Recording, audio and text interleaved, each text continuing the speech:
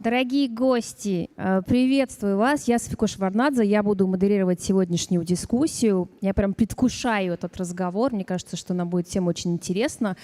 И особо рада приветствовать вас именно тут, в Академии «Маяк», которой сегодня было присвоено имя великого человека, выдающегося ученого Андрея Дмитриевича Сахарова. Андрей Дмитриевич, конечно, внес неоценимый вклад в развитие современной науки. И уникальность, даже скорее paradox Sakharova. And the irony of Sakharov's life is that he developed one of the most destructive weapons in history, but at the same time he received the Nobel Peace Prize. And today we will talk about this duality of progress versus responsibility that every scientist has for his own inventions. But before we begin, I'd like to invite to the stage the president of Russian Academy of Sciences, Alexander Sergeyev.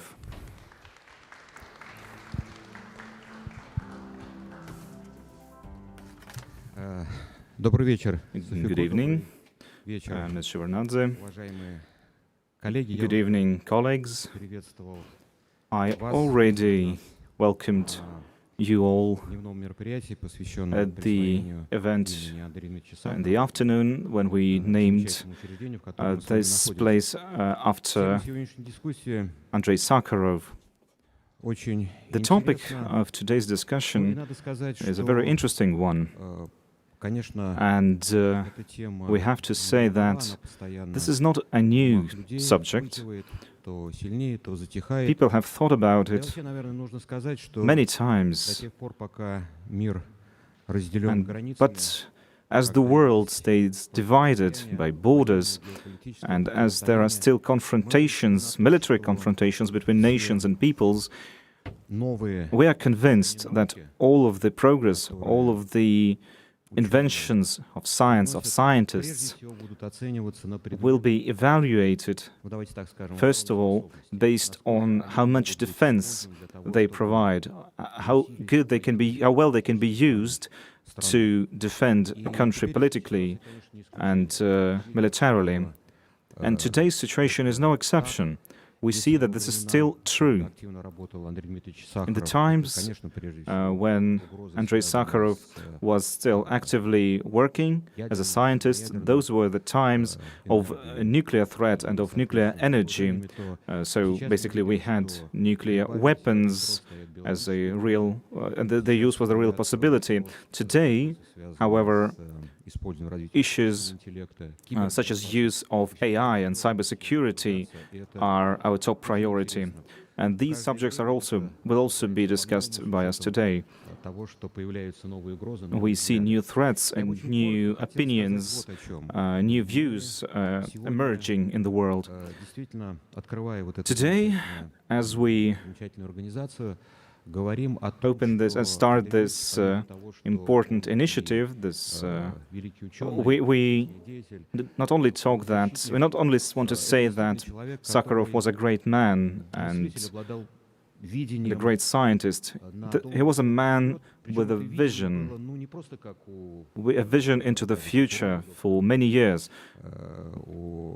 It wasn't just, the vision was not like the vision you can find in a futurologist or a science fiction writer, but he was indeed a true scientist, and he saw the world as it was and as it would be. This was a continuation of his work. He was very well aware of what happened in science, and I think that one of his key works, his article in 1974, which was published in the US, it was titled The World in 50 Years. And maybe today, in 2024, 50 years later, we could come to this hall and discuss whether his prediction came true. Well, unless if you also come and visit us, yes, I will. So, colleagues, I believe that Mr. Sakharov was a visionary. He predicted the emergence of the internet. and the problems that would arise when the internet is created. He predicted the great future of the nuclear industry, of the problem of disposing of nuclear waste. He even predicted the phenomenon of exoplanets. Yes, he has said that large and powerful research tools will be launched into space, new satellites, and he predicted that we will find those exoplanets. He predicted digital twins, digital doubles. He predicted the methods we now use in technical engineering. This is very important. I believe that the discussion we will have today, as we will discuss what progress can give us, progress in science, I want us to look at that. And finally, his very important phrase, he said that, his quote, he said that scientific progress can only bring happiness if there's a certain shift in social, cultural, and moral life of the people. And so I'm happy to invite you to this discussion, moderated by Ms. Sofiko. So will you give me the floor later? Yes, of course. Thank you so much for saying what you did. Thank you for these words about Andrei Sakharov, who spoke a lot about the future and predicted quite a lot. Yes, indeed, great scientists do predict a lot, but today we're at a point in time when we should listen to those predictions, because it seems that there are those predictions, but it's as if we don't see them, we don't heed to them. And thank you so much. All right, we invite everyone to listen to this discussion. I promise you it's going to be an engaging one. You can watch it at scienceday.rosatom.ru. And since this is an international event, we will be talking both in Russian and in English. So if you need, you can switch to any language. We will have simultaneous interpretation. And now let me introduce you our guests and speakers. Marcus du Sautoy, Simony Professor for the Public Understanding of Science and Mathematics Professor at Oxford University. Welcome.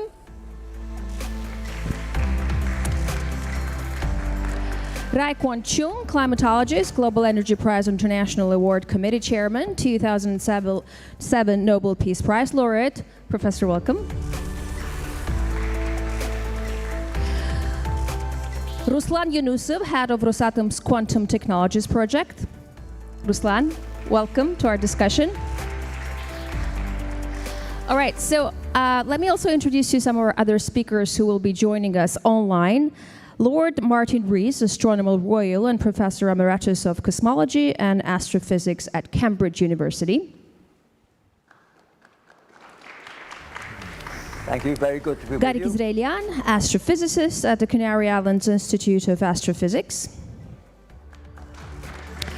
Dr. Ravina Kular, infectious disease specialist and epidemiologist. Evgeny Adamov, Rosatom's Prorыв project scientific leader.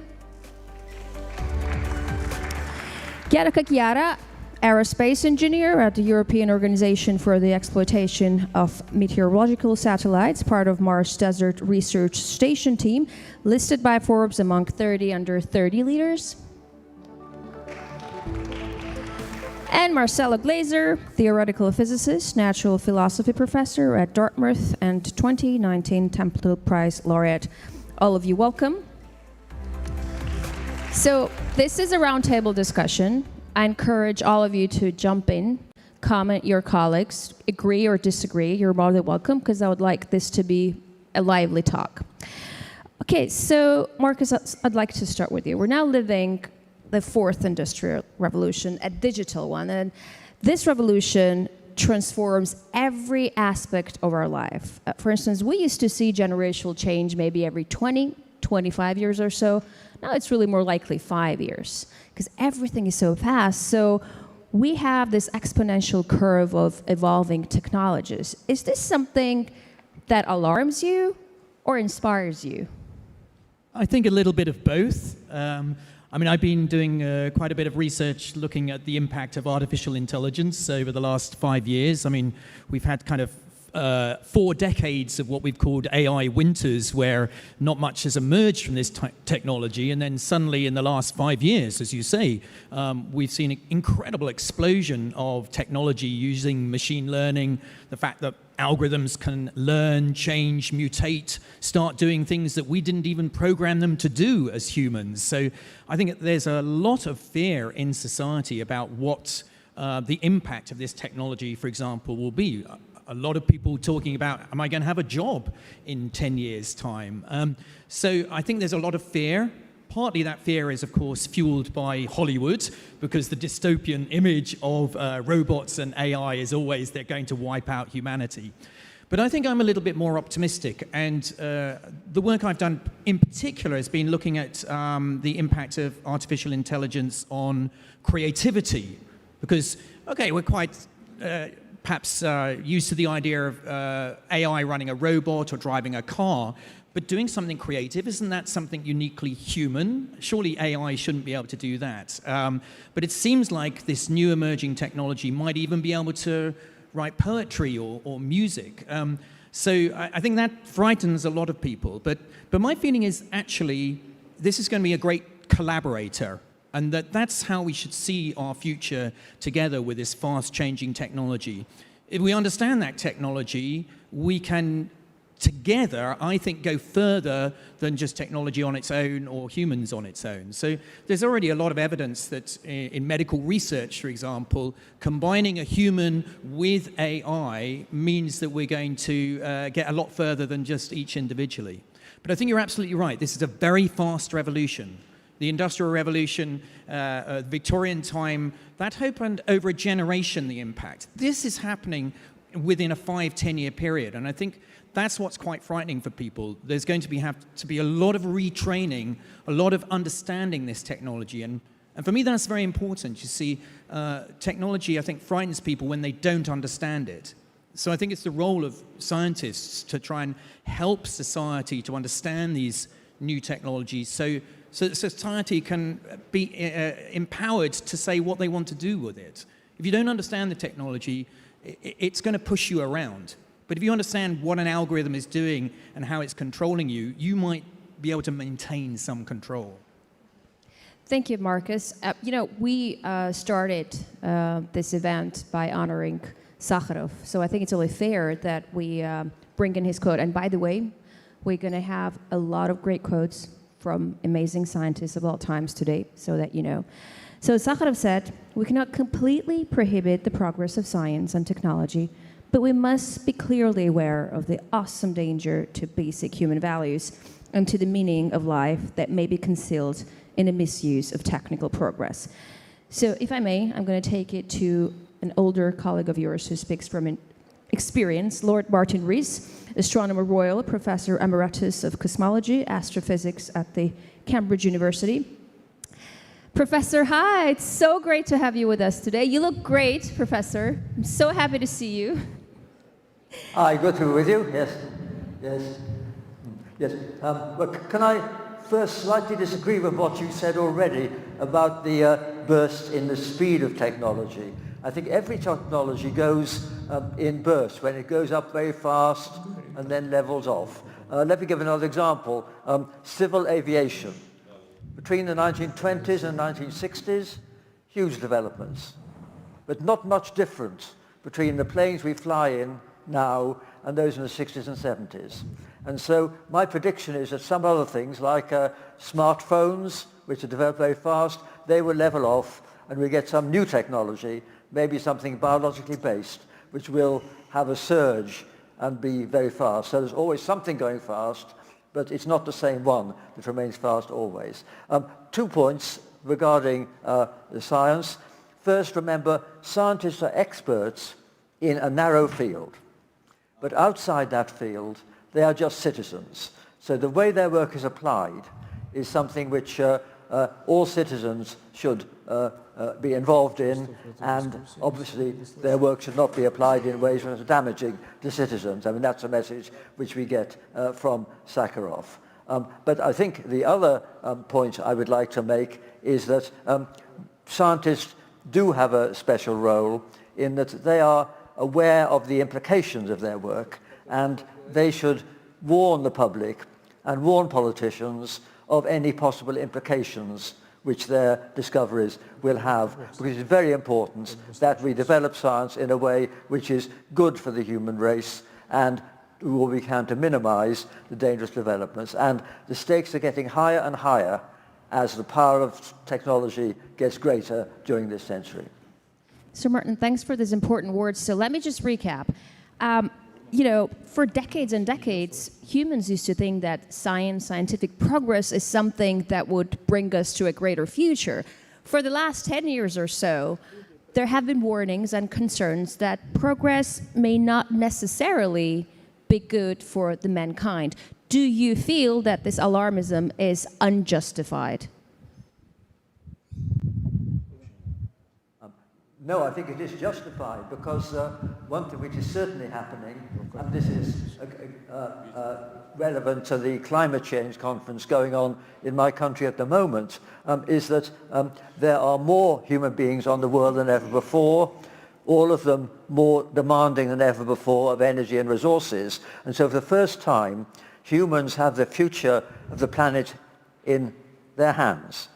The Earth's been around for 45 million centuries, but this is the first when one species, ours, can determine the future. And the way things are going, it does give a sense of foreboding that we are going to end up with a world worse than the one we have. So we should be conscious of what we've benefited from due to the work of past generations. We don't want to be bad ancestors, as it were, and leave a depleted future. So I think there are good reasons for thinking that we do have to worry about the downsides of these developments more than just extolling the benefits.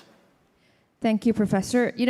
One of the most widespread fears, actually, be it for artificial intelligence or the quantum computer, is that they cannot not only operate faster than any machine or human before, but they can start to think, maybe acquire consciousness, and thus make us humans redundant. Okay, so we can start from a positive note. Руслан, я так понимаю, что квантовый компьютер — это вообще As far as I understand, Ruslan, quantum computing means a new level of speed of computation. Could you explain to us what the emergence of such a quick-thinking computer change for humanity?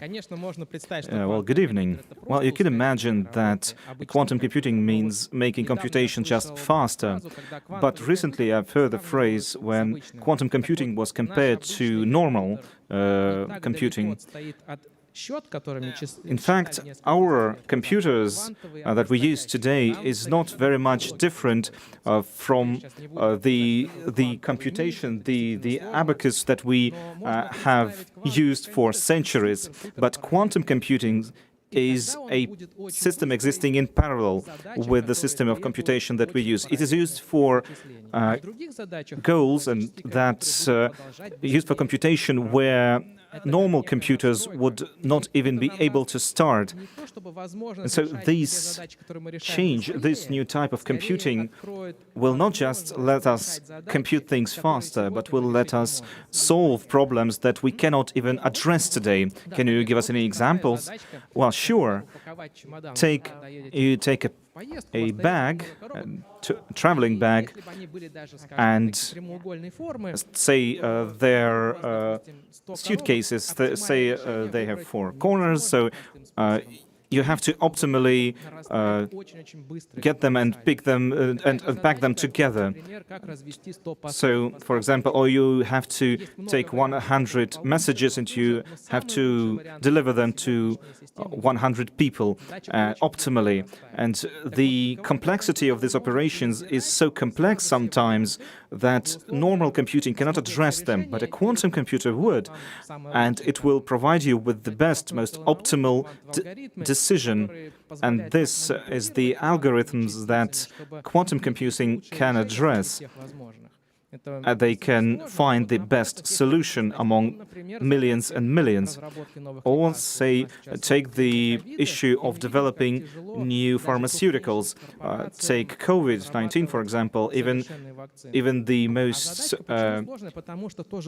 best pharmaceutical companies take months or years to develop those new compounds, because we use heuristic methods. We take molecules, combine them manually, but we cannot find the best decision by ourselves. Whereas a quantum computer could use this and address this problem and change the world drastically. So I understand this is a new speed of operation, and this is addressing principally new issues. Yes, in fact, in the 1950s or 60s, when the computers were first created, they used to say that maybe there would, if we take like 100 computers, they will be enough to do everything that we need on Earth to address all issues. But now we can see that each of us has at least a handful of computers. And when we talk about quantum computing, we don't even know what's going to happen in the future. We don't see beyond the horizon. So you could imagine that we would have even more computers, or everyone would have a quantum computer. Well, maybe that, or maybe everyone will have access to a server that engages in quantum computation. So you're describing all that, and now we understand that from what you are saying, quantum computing will change the way we engage in computation, how we engage problems in the world. But there are certain things that we're worried about, certain concerns. Like you said, computers would solve problems faster than anyone, break any code, any program, any programming. So what if a quantum computer falls into the hands of the wrong people? Then, next, we have the problem of technological inequality. So what if some people receive this technology, have an access to it, others don't. There's clear issue of inequality. And to me, as a user, it means that quantum computing, the internet, the AI, all of these breakthrough technologies are invented, are introduced in every facet of our life, but it's complete madness to think that we still haven't had a conversation somewhere to agree on the rules, how these technologies should be used in the future. Let me first say that some believe that quantum computing is a machine that's connected to lots of risks. We know that some problems that we need to solve will be solved much quicker than things like you said, like breaking computer code, because this would require even stronger more powerful quantum computing. And right now we're developing algorithms that would remain unbreakable to quantum computers. All systems of asymmetric codes will be broken at some point, will be hacked at some point. People who like conspiracy theories, they like to say, well, nobody's going to tell us when they build a quantum computer. They will just hack everything, just like the Turing machine, which was built during World War II to break the Nazi code. So I don't believe in that conspiracy theory, because the development is step by step. I think that the infrastructure of defense will be developed just at the same speed as quantum computers are developed. Second, you spoke about inequality, social inequality. I don't think that this question is something that really engages the public, but I think we need to consider that indeed the people are becoming more stratified, and in many countries quantum computing is listed in official documents as a strategic effort, as a strategic technology. Sometimes these are dual-use technologies. So it's important that this technology, once it is developed, there are not just one or two countries that monopolize this technology and others lag behind. We know that the people who have quantum computers will have the greatest pharmaceuticals, the greatest technologies, and we need to make it possible so that everyone would have access to these technologies. That's why we have a program in Russia, because we need these technologies too. And it's not just us, the entire world should have access to it. If you compare quantum computing to supercomputers, you can create the latter using like taking hundreds of thousands of video chips and using them together to increase their capacity, their power. But for quantum computers, that doesn't work. You need to develop them from scratch in every nation.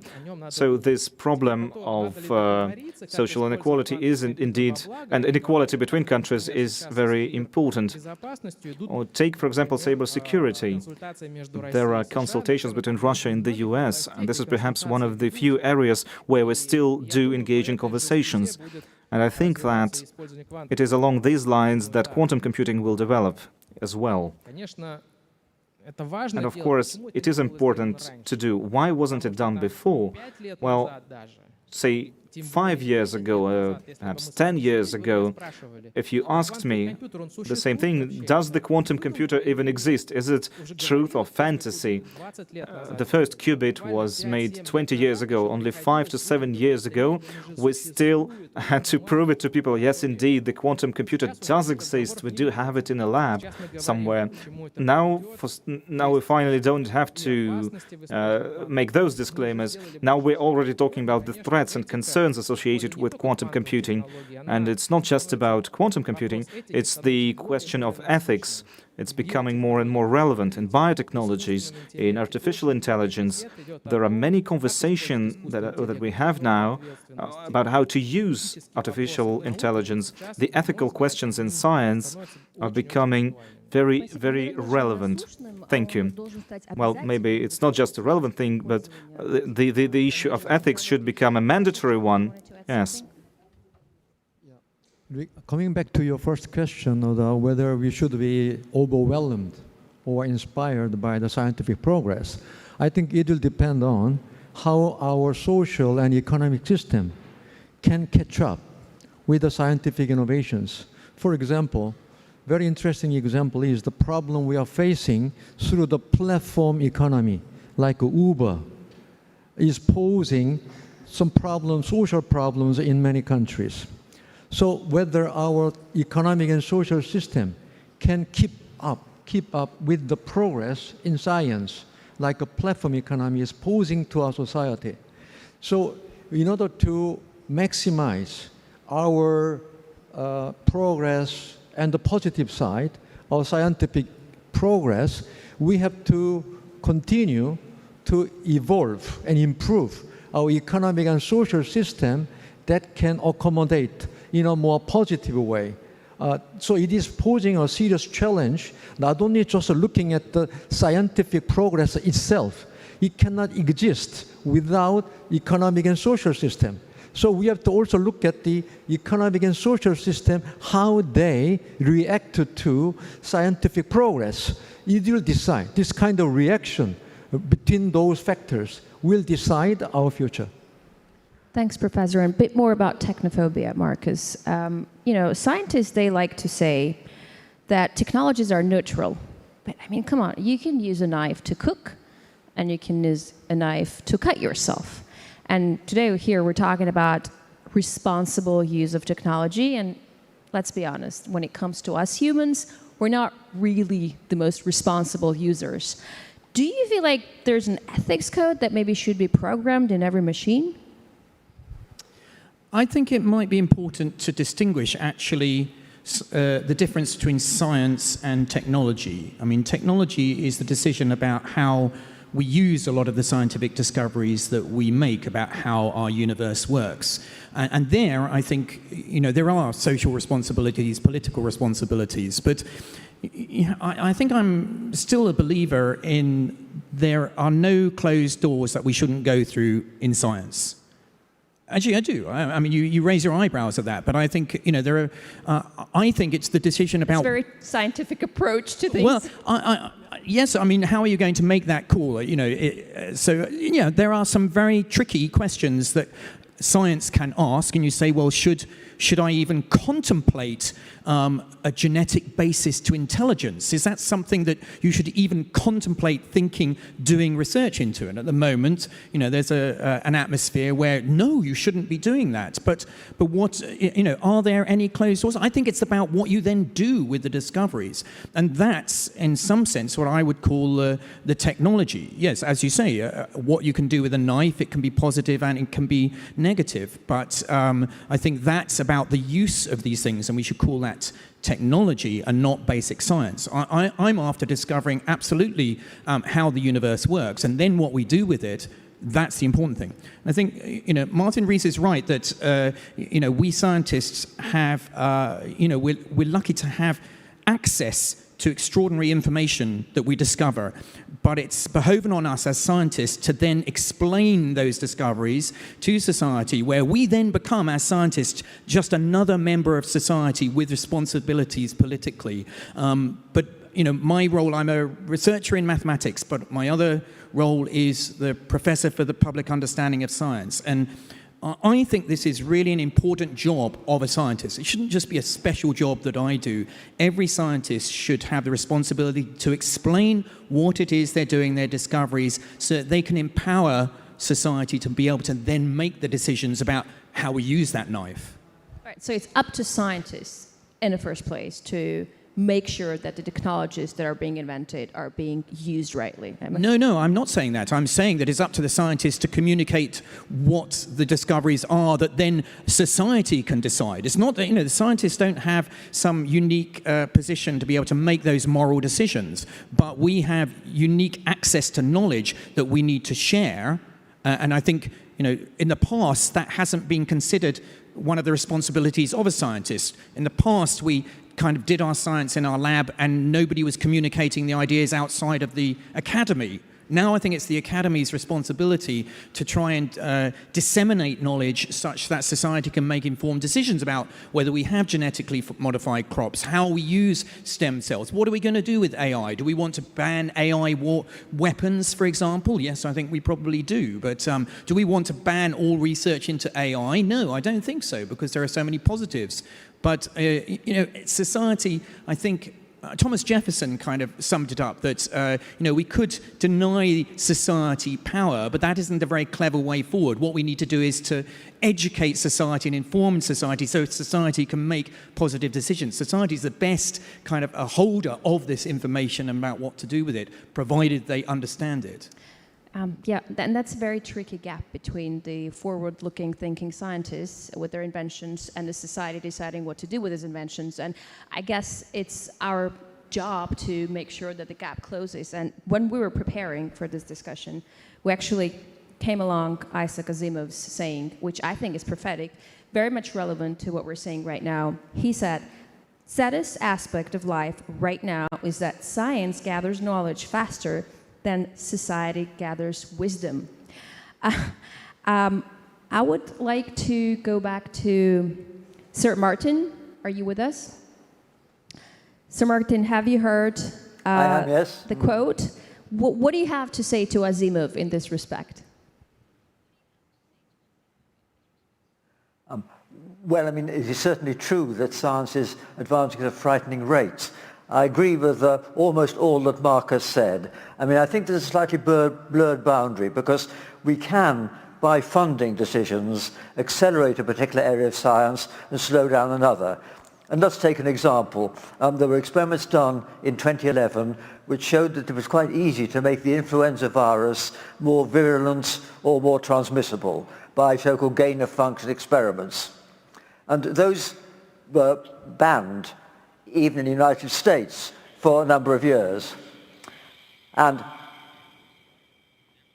yes, and I think it's very important that we should realize that there are some scientific areas where we should perhaps go slow, because it's reasonable to predict that they will be misused. And that's an obvious example. If we can make viruses more virulent and more transmissible, as we can now with coronaviruses, that's dangerous knowledge.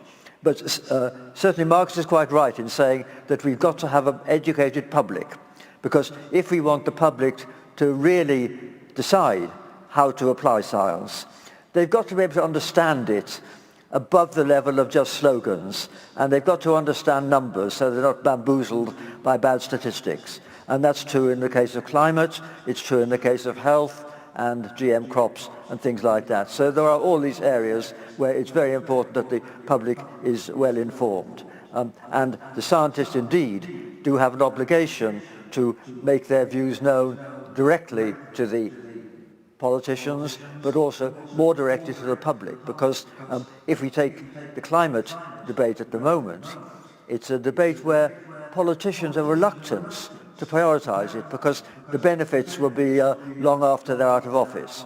And so they will only take climate change seriously if they know that the public is behind them. And I know lots of advisors to governments, and they don't have very much traction except in an emergency like COVID. So what we need is that the scientists should talk to charismatic figures, and those charismatic figures can then energize the public. And let me give an example.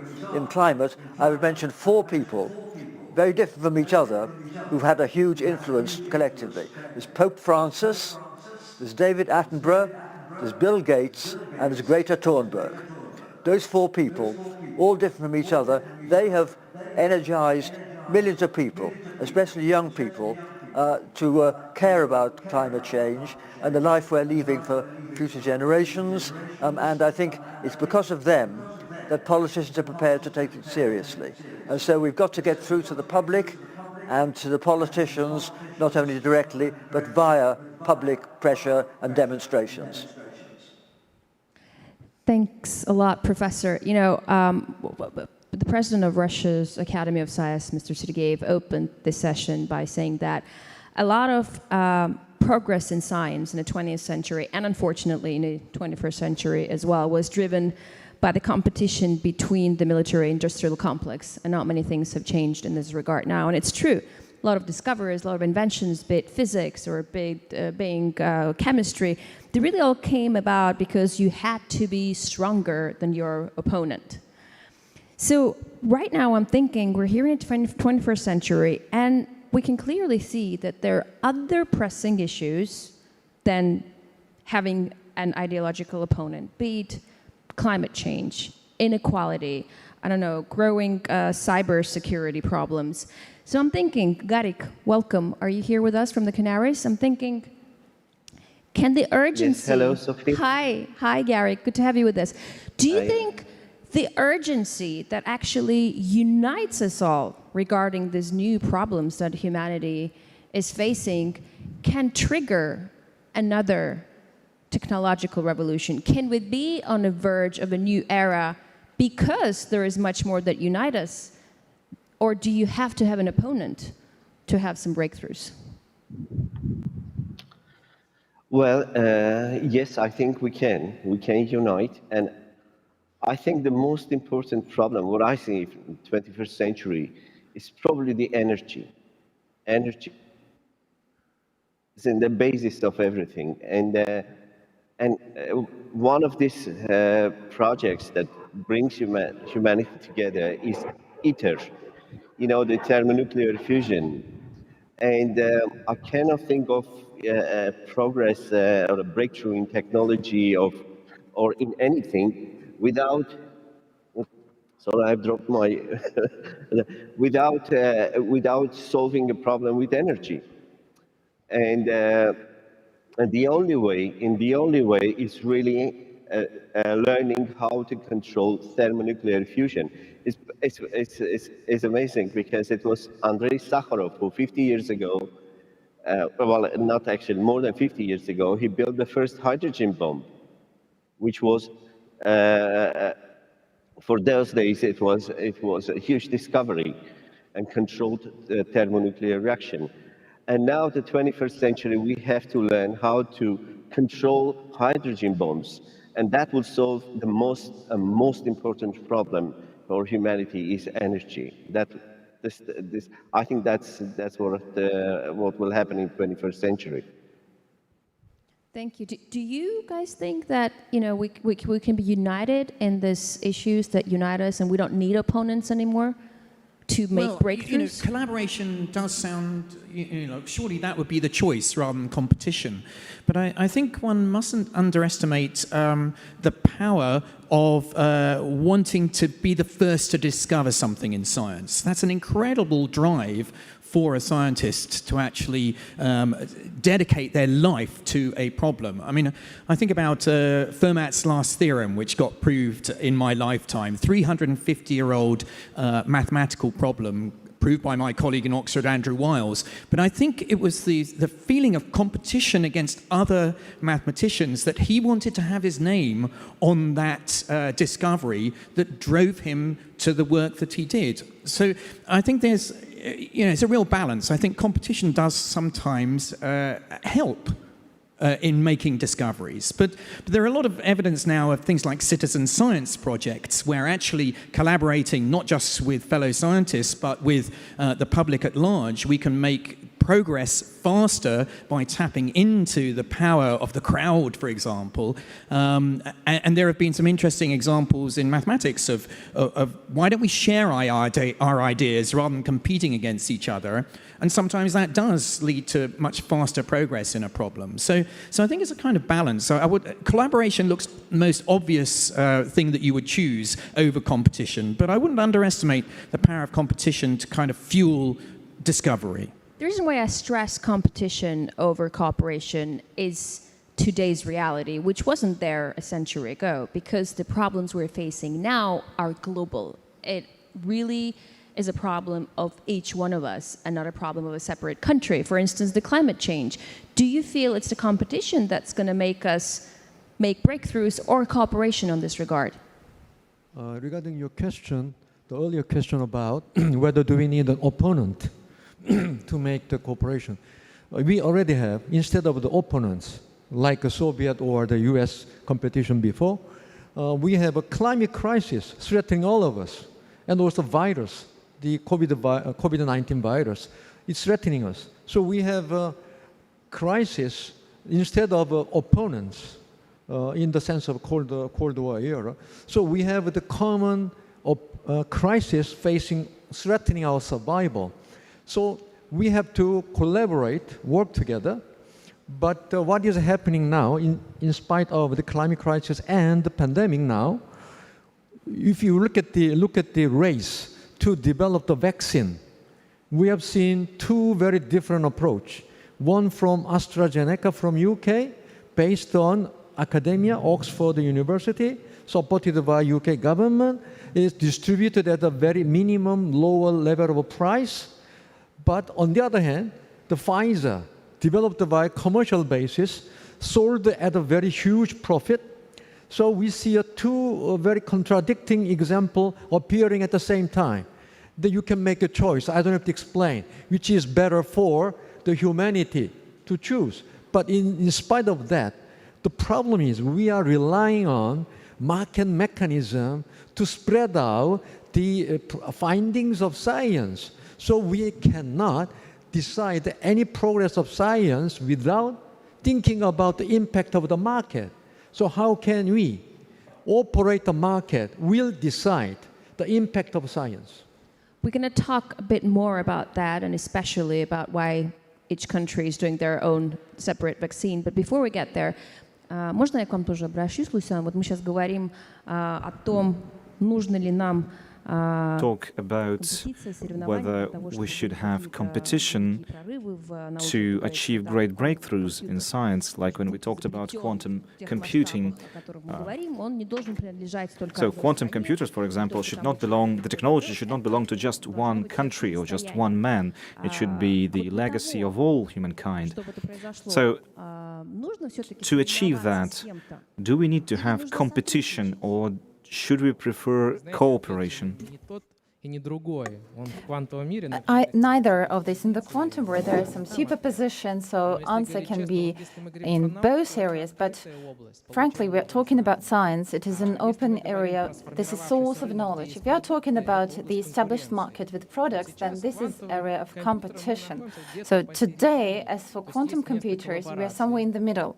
So there's room for international collaboration. There's room for competition, because we see that there are not only startups, and by the way, there are first startups, 1 billion unicorn startups, but also the large-scale startups integrating quantum computer programs and then national computers and programs. So here we have collaboration between countries, between programs, and international and national. And if we are talking about the market, there has to be healthy competition without any national restrictions, without any pressure, and there has to be room for collaboration. This is a complex answer, but this is how the world works. Thank you. Facing humanity, I feel like it's perfect time to bring in Dr.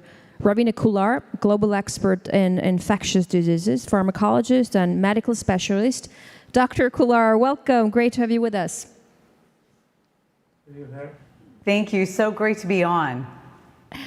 All right. So this pandemic has been surrounded with so many conspiracy theories that this virus was artificially made or recombined in a lab, or that it was a natural virus, but it was studied in a secret lab and it escaped, or both. And any of those versions could be true. But the truth is, conspiracy theories aside, scientists do induce mutations in the lab viruses to study their behavior.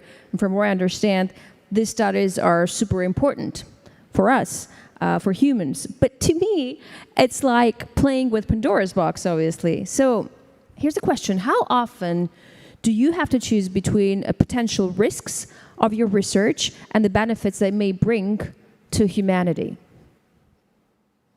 Yeah, I mean, that's a great question. I mean, it's something that scientists have to always battle with, I would say, on a daily basis. Really, how significant of a progress can the research that they are doing make a benefit society versus it being a negative to society. So you bring up the gain of function studies, which Sir Martin also briefly mentioned. And those are studies which have been controversial, as we've seen here with this pandemic. And those studies can be beneficial. I can tell you that I myself, as a scientist, I've done those gain of function studies where we have created highly resistant pathogens in the lab, antimicrobial resistant pathogens, and we've seen how they behave. And we've been able to determine some novel antibiotics or novel treatment options that may help society out. So that's where it could be quite a benefit. I think it's a risk that scientists battle with every day. I think if the researchers and scientists can answer the question that this is going to help public health in a positive manner, then that's a study that should be done, and that's going to be of value to the public health. You know, medical science often triggers really fierce ethical disputes, be it drug trials or genome editing. And scientists are usually faced with what we're talking right now, a very uneasy dilemma. You either go ahead with your controversial research or you stop at ethical barriers. And Marcus just said it, like 10 minutes ago, that there should be no closed door for scientists. And I really, if I had to guess, I'd also say that most scientists, deep inside, they think that ethical barriers are holding back progress. Am I wrong?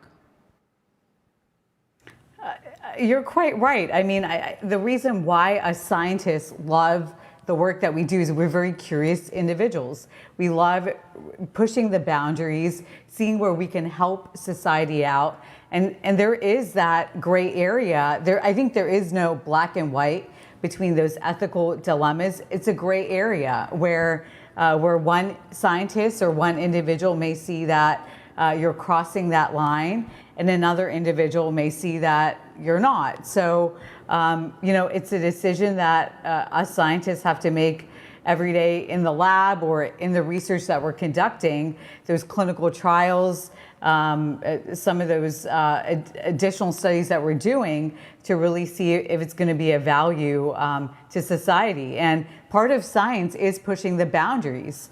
And that's what has helped made a lot of progress in the world with the different inventions and the different scientific advances which have been made. I'm going to ask this question, and I want you to answer it first. But then I also invite all of our speakers who are online to join us, because we're only having this discussion with our speakers in the studio. It would be great to hear all of your opinions. For you personally, Dr. Kullar, where is the line you can't cross? Because when we're speaking about science pushing the boundaries, it's absolutely true, but with this exponential growth of technology and the very fast growth of technology and breakthrough technologies, these ethical barriers are needed more than ever. For you, where is that line where you can't cross, personally for you?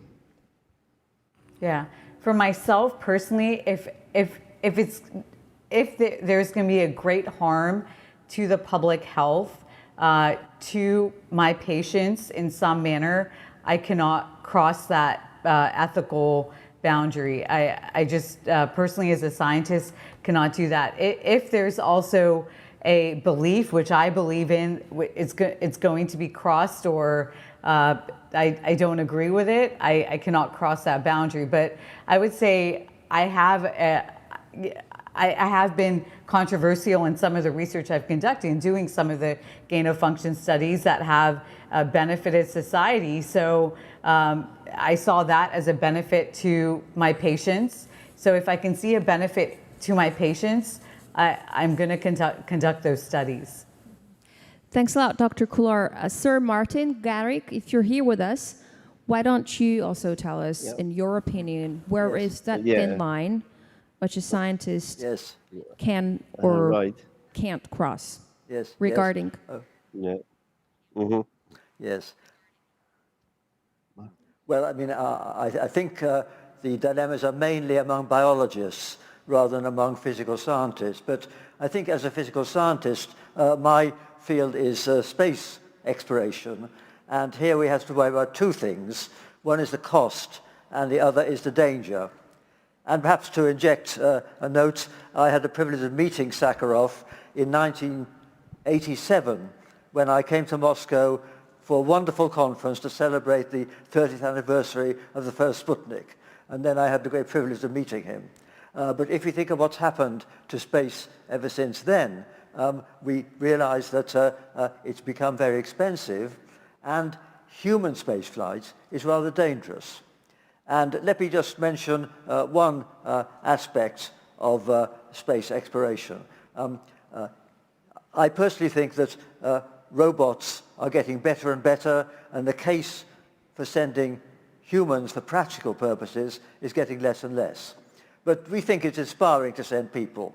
And I tend to think that if we send humans into space, it's got to be not just the average person who is supported by a government, whether it's Russia or Europe or the United States, but it should be individuals who are prepared to accept a very high risk.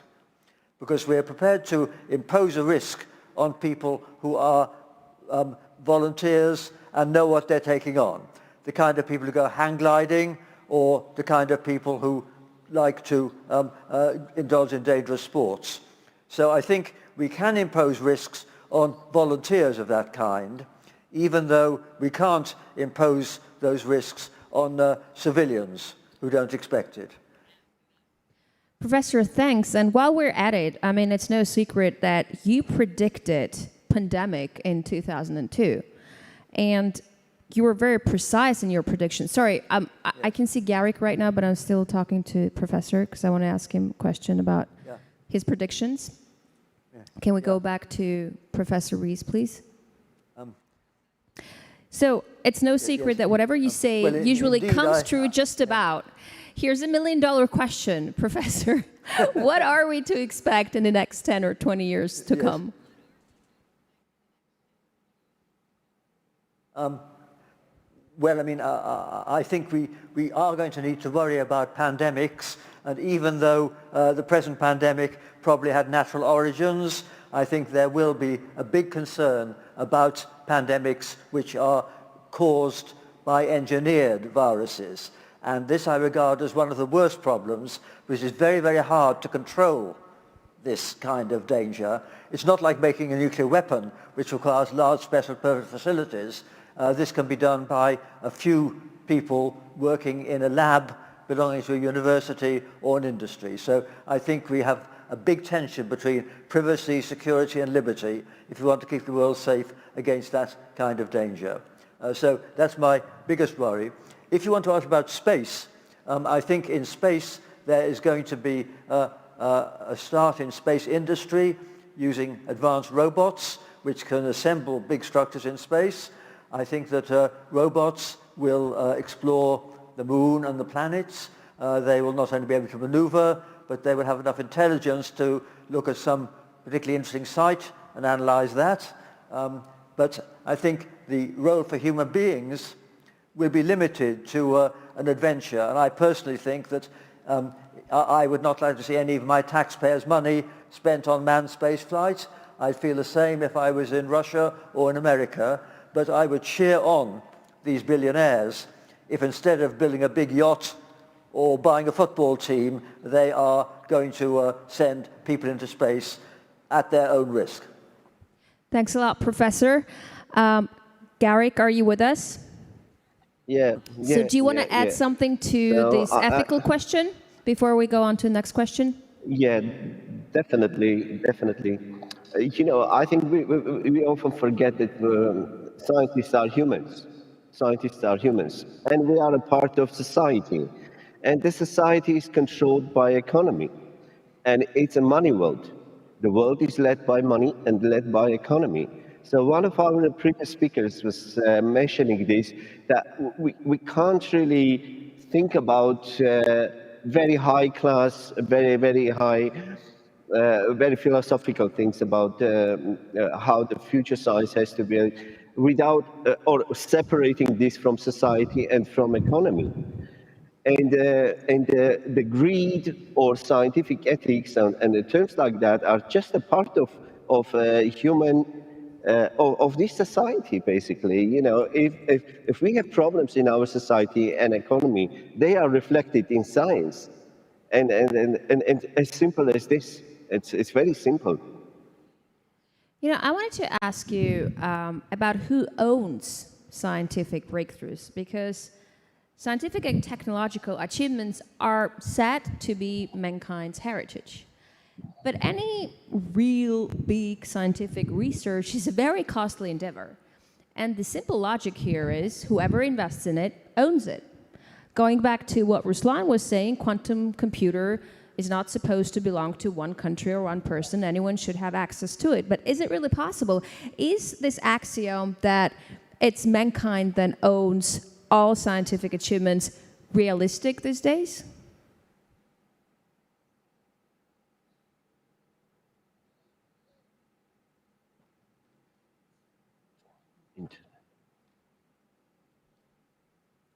Did you hear us, Garrick? Do you want me to repeat the question?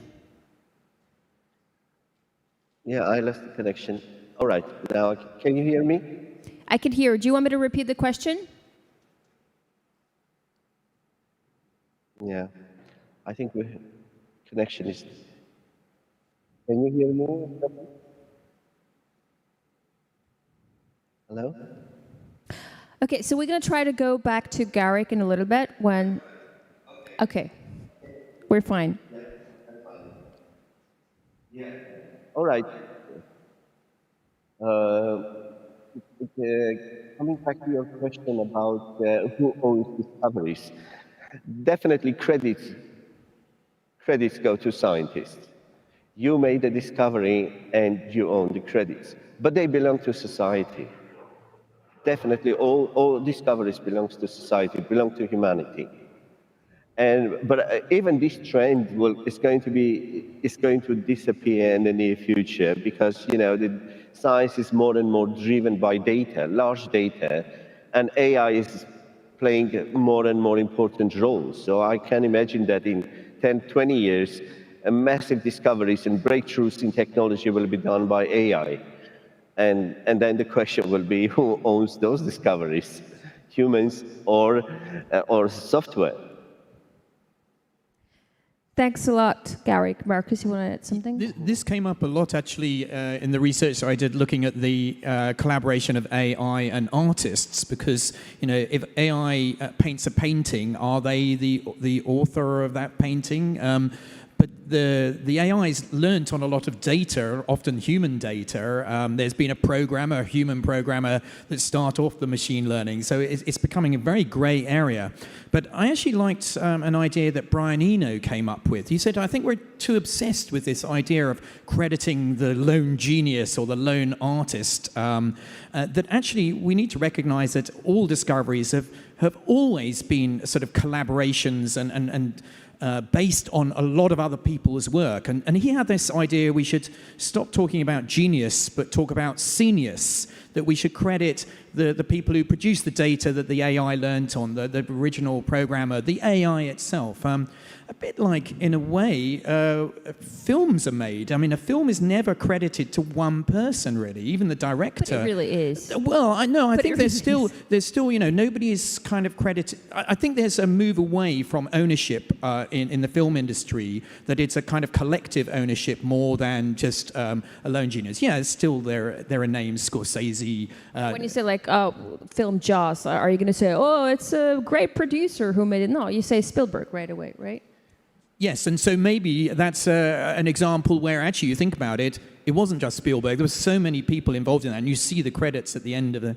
And I think science is getting more like that. If you look at CERN, the discoveries that are made in the Large Hadron Collider, most of the paper is taken up with 2,000 authors at the beginning of that paper. So I think that we need to perhaps move away, as Brian Eno said, from trying to credit just one person and recognize that it's always been a lot of people's work that leads to a discovery.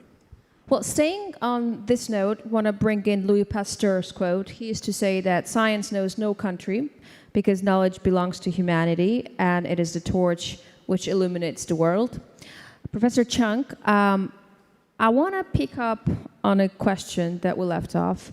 It seems like even during the worst periods of time when political dialogue was off, scientists still continued communicating, and it would seem like in today's reality, in our pandemic reality, the only way to beat this thing is if we consolidate, if scientific communities consolidate and come up with one common solution for everyone.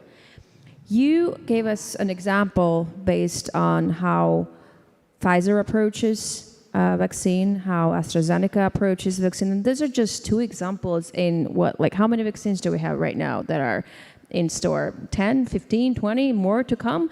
Why is this happening? Why, during the time where we need to be consolidated as a scientific community, I'm sorry, I'm attributing myself to the scientific community, why is everyone working on their own? Why is this happening? I think the basic dilemma for humanity is that we are driven by short-term interest. The market is driven by short-term interest, but we have long-term goals, such as climate change. So there is a time gap, and the human instinct is driven by short-term maximization of gratification. So the Pfizer and these companies are pursuing short-term interest, even in spite of the survival or the life of the humanity. Still they are competing, and we are competing actually, and we are using the market mechanism which is driven by short-term supply and demand. And often we don't think about the huge impact the market is making in disseminating the outcome of the science. We cannot talk about the impact of science without thinking about how the market is operating, as we have seen in the AstraZeneca and the Pfizer case. It is because of our short-term interest is overriding our common goals. So we are actually having a test whether humanity can rise above our short-term interest to cope with a long-term challenge like climate change and the pandemic and virus. So it is a challenge for humanity whether we can go above our very extreme short-term self-interest. But who is responsible for going over our short-term interest? I mean, you can't oblige Pfizer to do that. They're doing whatever they're doing. You know, it's their money. Who is responsible? We can introduce, the government, I mean the society and the government can introduce a lot of policy measures that can control the amount of the profit that certain innovations and discoveries can make out of the society. But we just let it free under the name ideology, dogma of free market. So we are applying free market ideology even for the climate crisis. So we leave it to the free market, but the free market has been free from long-term sustainability for too long. Market has never internalized ecological, social sustainability into the market price. It has been staying away from our long-term goals for too long. And we have been not asking market to behave responsibly for the society's long-term goal. Now is the time. We have to revisit the free market principle, how we can improve it to be a sustainable market principle. And this is the core question, and we don't have answer for it. It's an open question for everybody. And now is also the time to take care of the climate change, and you're a very frequent speaker at all the climate change conferences. There is COP23 UN Climate Change Conference taking place right now in Glasgow. I think we can really all agree that climate change is something that concerns each one of us more and more, our children, our grandchildren, future generations. This is like this perfect loophole, I feel like, for scientists, where we all came to an understanding that this is our common problem. It's not a problem of a country or a person, it's a common problem.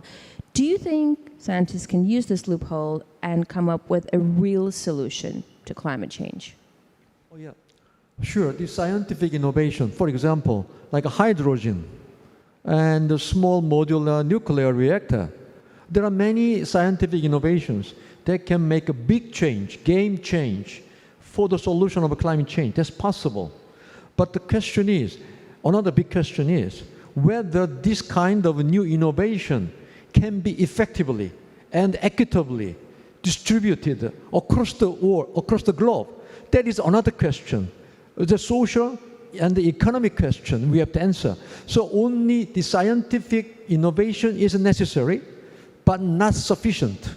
We will have to supplement it with the economic and the social system that can maximize the positive outcome of our scientific discovery.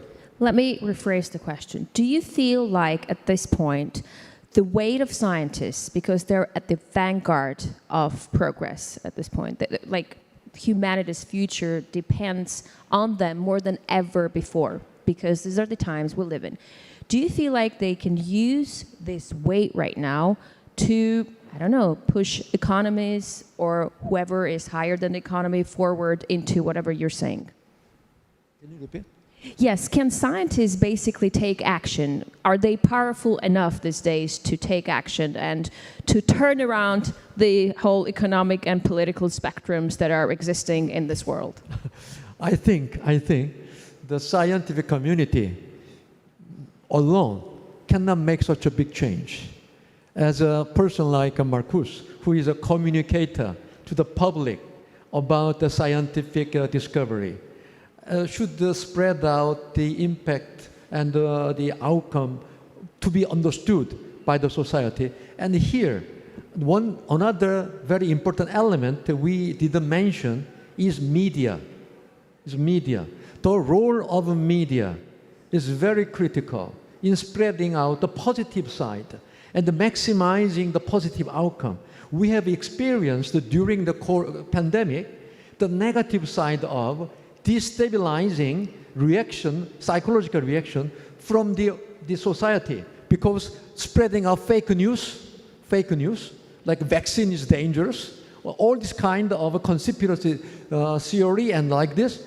So it is, in some cases, the scientific, the SNS, this digital information technology is actually contributing to destabilizing our reaction and response to the challenge. So the media and the IT technology, how can it contribute positively in the stabilizing our social response? It is another very important challenge. We cannot be free from that kind of psychological, media, and the social issues. Marcus, you want to add something? Yes. One problem that I discovered time and again as a scientist trying to communicate my science is that when somebody's got one of these conspiracy theories in their head, it doesn't matter how much data or facts or scientific evidence you give. It seems very hard to disrupt that story that they've got in their head. And I've begun to understand that scientists have to learn to do something very unscientific. Georges Monbiot once said, he's very much involved, journalist in climate change and things. He said, you can only replace a story with another story.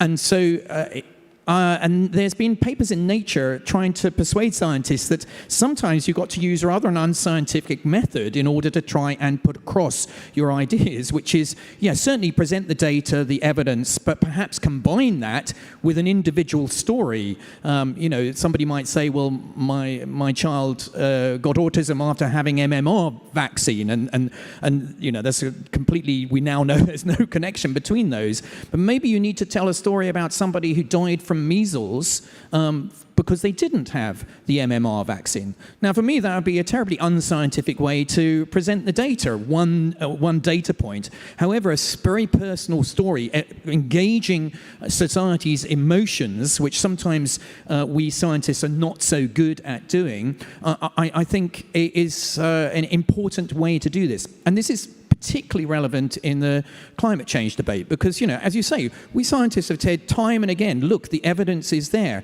We are heading towards a catastrophic future. But however many times we present the data, it just doesn't seem to resonate. And that's why I think, we've got Extinction Rebellion, which is, real political activism. But there's now scientists involved, scientific Extinction Rebellion, scientists who are stepping up to the plate and becoming emotional about the impact that this is going to have, which is actually very contrary to how we do science. But I think it's now time that we need to use these methods to try and bring to people's attention what potentially will happen. As a species, we're very bad at looking 50 years ahead. I mean, the fact that we're conscious as a species, I think that gives us the ability to imagine ourselves in the future, but we're still not very good at it. And, mathematics, a lot of it is about looking at patterns and seeing what's going to happen next.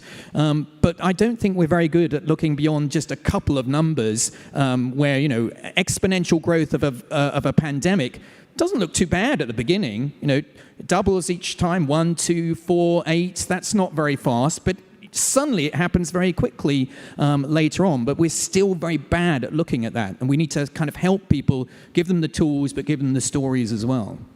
Руслан, вы как думаете, у ученых, современных ученых, достаточно веса, чтобы повернуть вот эту социально-экономическую и медиа-реальность? Are the modern scientists influential enough to influence this reality that controls the modern world?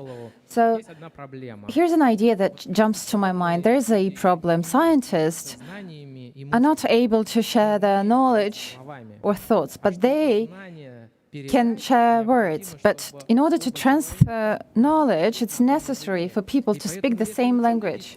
So if the scientists know for sure that vaccine is useful, doesn't mean that they can transfer this knowledge, because at the other end, a human is supposed to command critical thinking, to know something about medicine, biology, so that he understands why vaccines are good. So miscommunication and tackling it is hard work. Scientists should work on being able to transfer their knowledge. For this, they have to they have to leave their laboratories and learn to communicate using a simple language, maybe not a quantum physics language, but please tell us for layman, in simple words about quantum computers, right? Maybe I don't understand this myself, but I need to find simple words. So building communication is important. It's important for scientists, for the government, for the media to filter out fake news, for example, to get away with the fake science, to get rid of it. It is important for the communication to help to send right messages to the community. Thus, scientists would be able to make great strides and to improve our lives drastically. Sir Martin just said that scientists should disseminate their knowledge to popular people such as Bill Gates or Pope Francis. He also cited other examples such as David Attenborough, because people believe these people, they are very charismatic, and they should disseminate knowledge through these people. Leaders of public opinion, right? Yes, this is also a good tool. But in general, I think it's better to form sentiments that what influential scientists say is something sensible. And if they say so, then one has to heed to their words. So these sentiments are formed by sending various messages, and this is what we should do. Thus, scientists would be able to give this value to the society in a much better way. Thank you, Ruslan. Something to how scientists should turn Yeah. around this world? Are you here with us? Yes. So what can we do? I think we need urgently very, very aggressive ways to communicate science, aggressive tools. You know, people like Neil deGrasse Tyson, Brian Cox, David Attenborough, they lecture for 15,000 people. They can fill in arenas. And we need hundreds of festivals like Starmus, the one that we have created. Very aggressive festival, very ambitious science communication tools. And we need to attract media. You know, we cannot compete with sports. There's no way science can compete with sports. And it has to be corrected. I mean, we have to do something. I know the scientists are not very good lecturers. We are not good speakers. We are not good communicators. And so we need to find out people like Tyson or Brian Cox, and there have to be hundreds of them. And more and more. That's the only way to solve this problem. I can't see any other ways. Thank you, Garrick. Yeah, Marcus. I think there is an issue here, which is, you know, I love speaking at science festivals, and but I do feel like I'm preaching to the converted.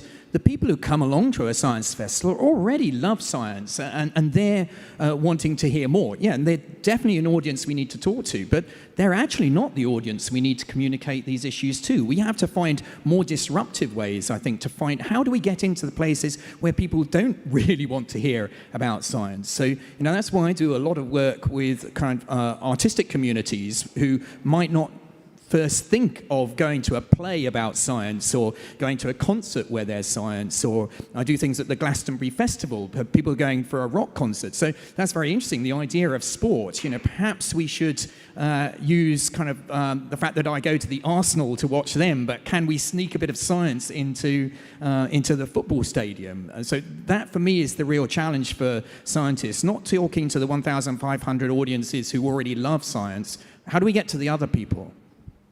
I think something that we should all ponder about and take action immediately. Ну, смотрите, мы хотели бы продолжить нашу дискуссию. С нами сейчас на связи должен быть Евгений Олегович Адамов. I would like to continue our discussion with the head of the Breakthrough Department of Rosatom, Evgeny Adamov. Что вы сегодня с нами. Good evening. I'm glad to see you today. Today, Много сегодня говорим о good day. дуализме Today we talked a lot прогресса, about и вот с открытием ambiguity процесса of progress, деления because человечества, since безусловно, the humanity learned to divide atoms and nucleus, we got access to nuclear energy, but this also led to Hiroshima and Nagasaki. And yes, superpowers agreed between each other to use nuclear energy only to peaceful ends, but still, the very phrase nuclear energy still causes, if not fear, then at least some concerned thoughts, because again, they have these associations with Hiroshima and Nagasaki as well as Chernobyl and recently Fukushima. So, Evgeny, what can be done to change this distrust toward nuclear energy in the society? Я надеюсь, что вы меня слышите. I hope you can hear me loud and clear. Может только Well, достоверная what can be информация. changed? Only Вот как эта достоверная информация доходит good или не information. доходит до людей. And the way this information Сейчас is receiving было очень people хорошо показано на примере was пандемии. shown well Те, кто верит in достоверной the case of the информации, pandemic. идут Those who и believe вакцинируются. to Те, кто верит фейкам, fakes, попадают в больницу, they потом в have to реанимацию, be admitted to на ИВЛ, hospitals and then и на rehabilitation, ventilation, and then cemetery. Others vaccinate and stay alive. Same is happening to the nuclear energy. And the information, the reliable information on thousands dying in Hiroshima and Nagasaki is now part of our DNA, and people are hardwired to believe that it has to do with nuclear energy. But what happened in Hiroshima and Nagasaki is something that we would always remember. Humanity will never forget it. But how this same problem could be solved? By the end of the war, there was no need to bomb these two Japanese cities. Were it not for the Americans, they could have just showed that they tested the first explosive device in Alagomor, the same as what Putin did in 2019 during the Federal Assembly when he talked about new types of weapons. He demonstrated them in action on the screen, the way this weapon functions, and this would be enough. However, happened what happened, and this distorted people's mentality, and now these concerns apply to nuclear energy too. And this is in the era when nuclear energy is probably the safest technology, followed by the telephone. Although even about telephones, people say that children should not have telephones directly. There has to be some mobile phones. Maybe we should not compare this to nuclear energy. And reliable information is something that during the existence of nuclear energy, there never happened even a share, even a fraction of what happens in the man-made area every month and every year. And look at this reliable information. And I suppose intellectuals, those who study in our best universities, a couple of years ago in the Moscow State University and other leading universities, people were asked questions, how many people died following the Chernobyl catastrophe? And then, to simplify, several answers, 1,000, 10,000, 100,000 and million. What do you think was the most widespread answer? So, the majority divided between 10,000 and 100,000. And in fact, the direct victims of the Chernobyl catastrophe was 28 people died of radiation, 2 people not related to radiation, and then before 2014, those who were exposed to a great number of radiation was 14 people. This is what I call reliable information on nuclear energy. I believe that we face the same problem with the pandemic. We need to break through this mentality by giving people this reliable information. And I hope that the academy that is opening today, where we will contribute to this. Evgeny, today we also discussed a lot on whether great scientific discoveries, whether they belong to humanity or to science. And Mr. Sergeyev said that closed nuclear fuel cycle is one of the greatest achievements of science in the recent times. So, being completely frank, please tell us, do you think that you're ready to share this revolutionary technology with the whole world? Sofika, it's very easy to answer your question.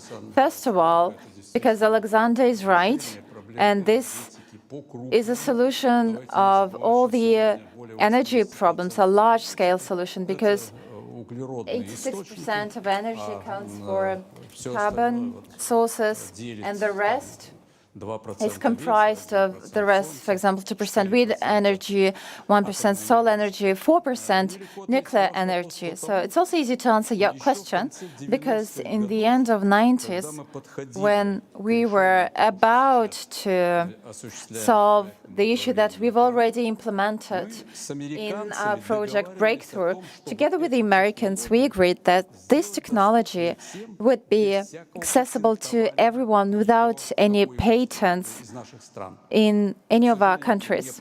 Unfortunately, this never happened, and at the Millennium Summit, only our president spoke, and in fact, he suggested that for sustainable development of humanity, we use new technologies of nuclear energy. Now, let's look at the other side. To do this, we would need great resources of our Rosatom from the government budget, and owners of these technologies would decide how to manage it. But if you want to know my personal opinion, I believe that this should be absolutely free of charge. For example, for developing countries where there is a deficit of energy, that is, 1 to 2 billion people have no access to energy. For these countries, we could have done this completely free of charge, just like food has to be free of charge that they receive through aid programs. As for the Americans, they proclaimed last year they recognized that they are lacking behind in nuclear energy in terms of China and Russia compared to them. And I believe that collaboration here could be done at the commercial basis. So there is this division. As for the fundamentals of what Mr. Sergeyev said, here I have a book. Everything that has been done is described in this book. The way it is done is know-how, is the expertise. This is what I'm talking about. We should share this with the countries in need of the development of nuclear energy and the countries that could share the cost for generation of this nuclear energy. Thank you, Evgeny. I do hope that at some point life would be the way you think it should be, because of course it is the right way to share nuclear energy with others.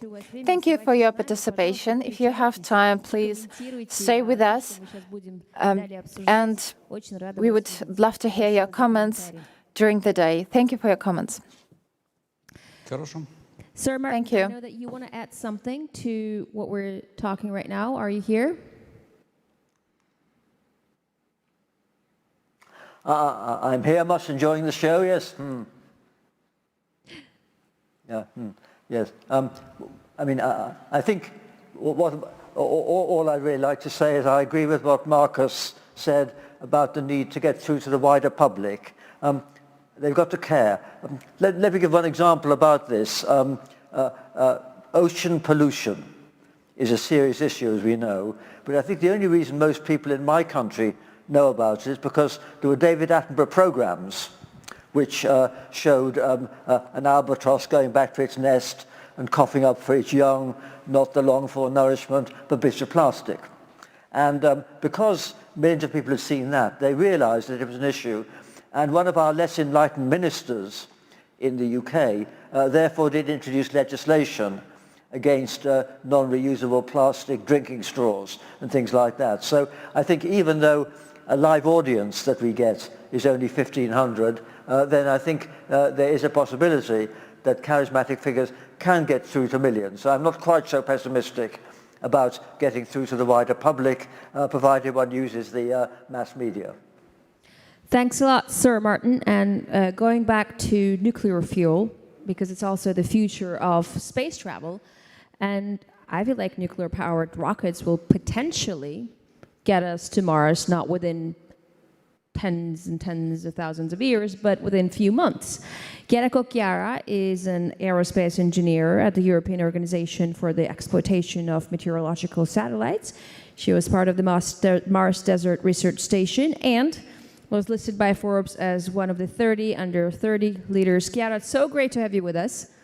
So I know you're expecting a baby. Congratulations from all of us here. I've just had one a couple of months ago. You're in for a great treat. So are you excited that your child, my child, will be part of a generation who will probably colonize Mars? Yes. Hi, everyone. It's so exciting to be with you here today and yes, talking about space. And I think your question is right, and I think that we really get closer to the moment that we will go to space. But maybe because of my engineering side, I know that there are a lot of challenges. And we spoke even before about issues for humans going to Mars. And that's not just something that we say. Space is fascinating, it's wonderful, but it's really dangerous for us. And from a technical point of view, for example, right now, it will take about 7 months to go to Mars. So probably with the nuclear reactor, we will be able to shorten this time, but at the moment it's really difficult to go there. And even if space is beautiful, humans are exposed to a large amount of radiations when we are in space. And within a spaceship, we are kind of protected. But if we live on Mars, then of course there are complications that we need to take into account. Plus, from the psychological point of view, of course, living far away from Earth for such a long period of time, it's really, really big and difficult for humans. But yes, I think we are getting closer, and I look forward to witness that. I want to bring in a quote from a Russian rocket scientist, Konstantin Tsiolkovsky, and he used to say, Earth is the cradle of humanity, but one cannot remain in the cradle forever. And yeah, I feel like, we want to be on Earth, and our Earth is beautiful, but very few would argue that humanity's future probably lies in space. For a time being, there are no borders in space. We don't even know where it ends. Do you feel like, Chiara, that countries, separate countries, or individual companies can go solo and explore such a vast expanse? That's quite an interesting question, and I think it's complicated to answer because we enter within the kind of a space business psychology. I mean, when we talk about space, we know this is a place for a first. Like first man in space, then first man on the moon, first time landing on a comet, first time on Mars. So really it is a place where nations want to go and arrive first and put their flags. Nevertheless, and nowadays the space business is really evolving a lot towards this new way of doing business. We talk about space economy, we talk about worldwide cooperation. And for this reason, I think that there is a balance between cooperation and competition in space. I mean, when we look at Earth observation missions, for example, there is a lot of cooperation at worldwide level. For both the space segment, the ground segment, it is really necessary to contribute from multiple areas of the globe. even at the International Space Station, we see that there are astronauts from many parts. And experiments come from Canada, from Russia, Japan, US. So really we see that there is this equilibrium between competition and cooperation. And not only this, allow me to say that we are in a different age where space is not anymore for governmental agencies. Nowadays, the private sector is growing a lot, and this is changing the way that we are looking at the space sector. So it is quite a complex situation, and I don't think that we can fully go solo or fully go in a cooperation. But a good equilibrium is something that we really need to have in the space sector. But on a personal note, I mean, if you had a chance, would you go to space as a tourist with your kid? That's a beautiful dream that most of us have, and most of us know that we have these ideas of space hotels. So really looking at going as a tourist in space. At the moment, as I mentioned, it is difficult to think I will do it right now because it is a dangerous environment, and we don't know, for example, what radiation's effect would have on a baby. So maybe we still want to wait a little bit more and make more research before I would say, yes, I take my baby with me. Thank you so much, Chiara, and good luck with everything. Feeling to jump into our discussion anytime you want. Thank you. So before we continue, let me ask you, would you go as a tourist to space? You know, we've just had a first movie shot in space in Russia, and before it seemed to me that it needed so much preparation, but now I see all these actors and director who got prepared in just a couple of months, flew there, shot the film, and came back. It's really inspiring. Would you guys take a chance, go to space as a tourist? No way. I think I spent my life doing pure mathematics because I enjoy escaping into the unknown in my mind rather than actually having to physically do it. So, you know, I think one of the extraordinary things about humanity, how many people have actually been into space? I think it's less than like 250 or something have actually been off this planet.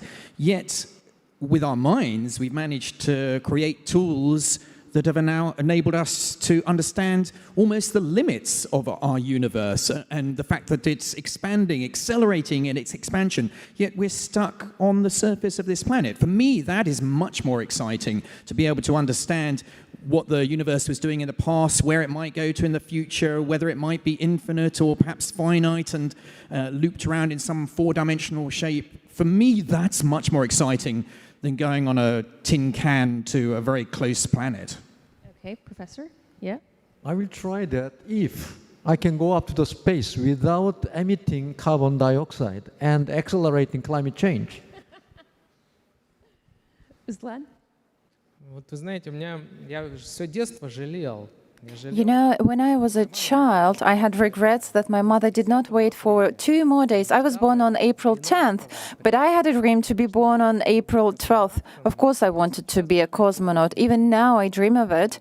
I would love to try to go in the outer space despite the risks. Especially after the recent events, it turns out that not only cosmonauts, people who've trained for years, but also a layman can get prepared to go. Yes, the first space tourist and tourism was organized by the Russians, by a Russian millionaire 10 years ago who went to the outer space. So yes, it is possible. But the first cinema was organized by If I had to us. take a guess, I'd say you definitely want to be a space tourist. I'm not sure I would actually, but I think it's important that there will be people descended from us who will go to Mars and will go probably to remote parts of the universe, but they won't be humans. There'll be new species descended from us. The point we learn from science is that we are not the end of evolution. It's taken 4 billion years for us to evolve from the first life, but the sun's got 4 billion years at least ahead of it. And so there will be evolution of creatures who are very different from humans. and they will certainly be able to explore the universe. But as to what happens this century, I think by the end of the century there will be a small community of pioneers living on Mars. They probably have gone there with one-way tickets. They'll never come back. But they will use all the techniques of genetic modification and of cyborg technology to adapt to the hostile environment. And they'll be the precursors of these very different species who will eventually go far into space. But I think Elon Musk says two things. He says he wants to die on Mars, but not on impact. He's 50 years old now. When he's 90, I think he might be able to do that, and good luck to him. But on the other hand, I don't think that there will ever be mass emigration to Mars, because living on Mars is less comfortable than living at the bottom of the ocean or at the South Pole. We are adapted to the Earth, and it's a beautiful place, and we should stay there. But we should cheer on those crazy adventurers who want to actually go to Mars, because they will be the precursors of far future creatures different from us who will go much further. So we don't want to have mass emigration, because that's a dangerous delusion to think we can escape Earth problems going to Mars. Dealing with climate change is hard, but it's very, very simple compared to terraforming Mars and making it habitable. I couldn't agree with you and Marcus more. There's nothing better than living on Earth. But since your predictions always come true, when do you predict this little group of extreme colonizers will actually go to colonize Mars? I think there'll be people on Mars by the end of a century. I think within 20 or 30 years, the first people may go to the Mars. They may not come back, but there'll be people who are prepared to take that risk. And by the end of a century, there'll be a small community, but I don't think there'll ever be mass emigration. All right, so really interesting to hear what Chiara has to say about it. Chiara, are you here with us? Yes, I just wanted to make a comment because listening to all the responses from all the other guests, it's quite an interesting perspective that I get, and also the space agencies and other space industries that send astronauts to space. They really take into account the psychology of the people that want to go. So really, the word want to go, it's something important that we want to highlight. It's not just about the perfect candidate.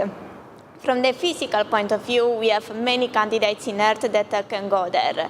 But before sending someone to space, they always make an intense study from a psychological perspective. Because not many people actually would like to go there. You need to be prepared to a series of situations where you will be living alone, where you will be far away from your family, and where you really need to count on yourself. Here on Earth, whenever we have even a small cut, we know that we can go to the doctor. We know that we have people supporting us. If we go to space, this is not there. I mean, if we look about going to Mars, then it will take ages for coming back.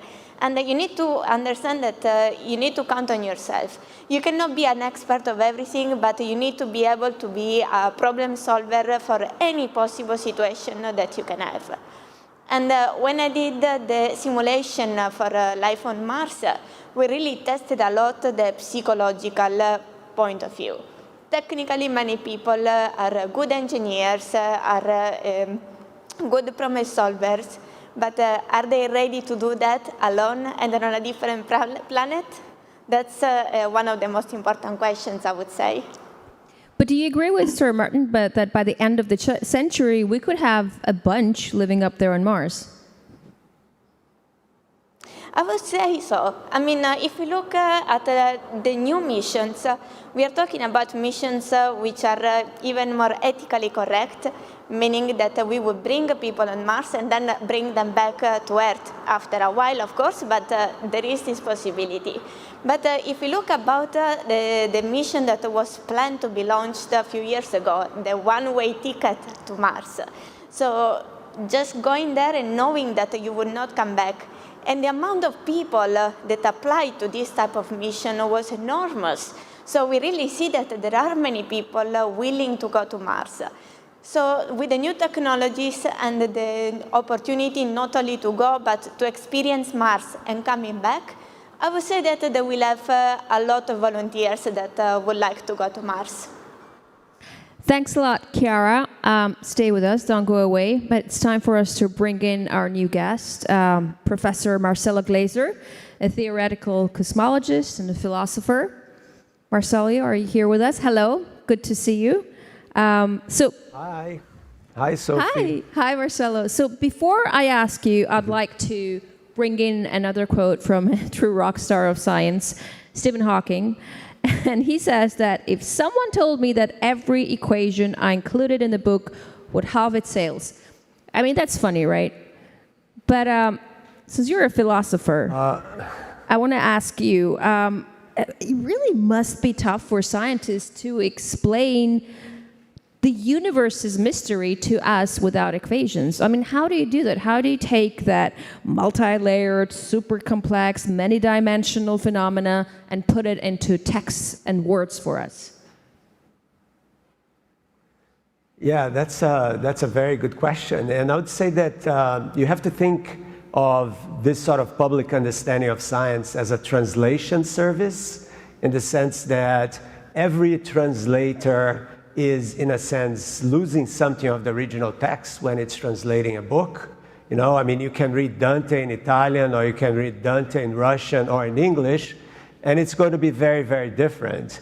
But that does not mean that you shouldn't read Dante in Russian or in English. So I think it's the same idea with science. If you talk about science, you know, and you have Sir Martin and Marcus, you know, people like me that write books for the general public, we know that in a sense we are betraying a little bit the scientific language by only using words. But on the other hand, we are also informing a huge number of people about the beauty and why science is so inspirational and so transformational as well. So I would say that there is a loss, but there is much more to gain with it. And the way you do it is, as Marcus actually mentioned before, you have to tell stories. You know, you tell science as a story, because people relate to stories much more than to numbers and to equations, as you said, right? And once you humanize science, once you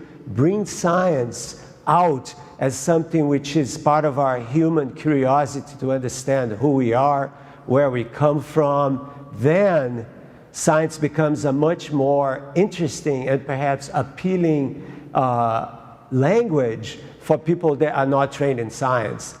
Just to complement that, you know, if you go to a concert and you listen to Tchaikovsky, you can be moved by the Tchaikovsky symphonies without knowing how to read a musical score.